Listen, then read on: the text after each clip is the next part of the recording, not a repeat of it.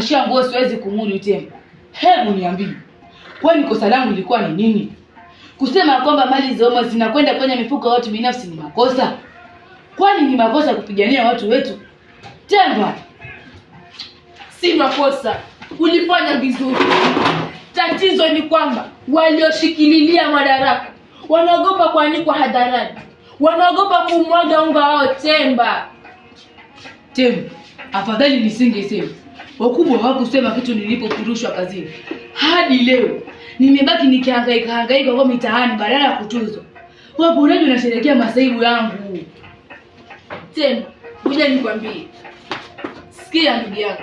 Kama unasherehekea ni kwa muda tu. Sasa hivi mambo yamebadilika kabisa. Mkurugenzi na naibu wake wameachishwa kazi. Wakubwa wamegundua kuna dosari mahali. Nielekee habari saa hizi zimeshafikia Temba. Kama zimewafikia na shukuru. Ila zishafikia kuchelewa. Utu wangu umeshakwisha kuondoka. Heshima yangu haipo tena. Sina masilahi tena.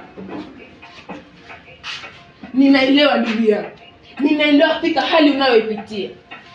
Ila kumbuka Temba, ili mambo kunyooka, ni lazima wachache wajitoe mhanga.